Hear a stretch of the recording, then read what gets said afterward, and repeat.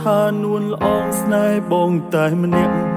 ឲ្យបងស្ម័គ្រឲ្យបងជឿជាក់ជឿលើស្រីតែការពិតគឺវមិតទុករូបបងត្រឹមមនុស្សទី3កុំដល់ថ្លៃពេលដល់រូបស្រីបែកបាក់ក្តីស្នេហ៍ពេលនេះទើបបានដឹងឃើញប្រលឹងស្និទ្ធស្នាលនាងថ្មីសួរស្រីថ្លៃអូនត្រូវជាអ្វីជាមួយនឹងគេអូនប្រាប់ថា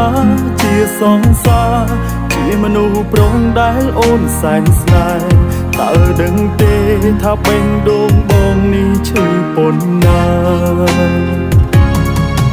បើអូ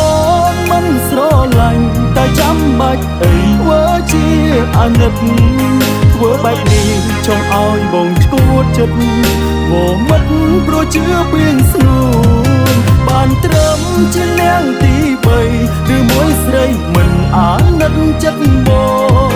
មិនស្រឡាញ់គួរអូនបានប្រាប់ពីដំបូងឬមួយស្ងួនទុកបងគ្រាន់ជាអ្នកជំនុំ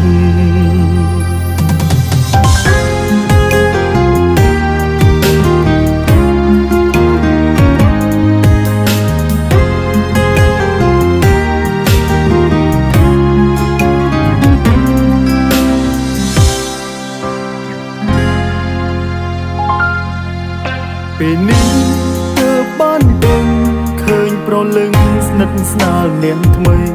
សួរស្រីថ្លៃអូនត្រូវជាអ្វីជាមួយនឹងគេអូនប្រាប់ថា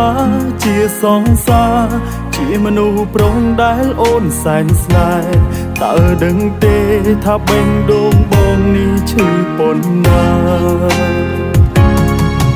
បើអូនមិនស្រឡាញ់តែចាំបាច់អីធ្វើជាអាណិតធ្វើបែបនេះចង់ឲ្យបងឈួតចិត្ត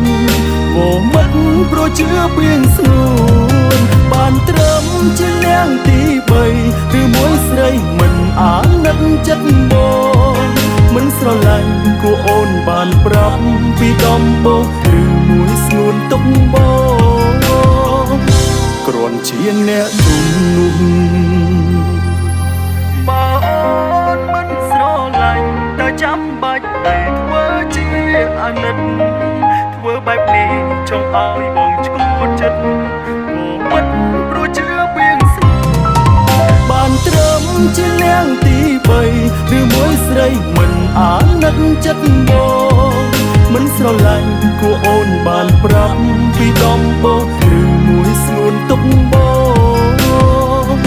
គ្រាន់ជាអ្នកជំនុំ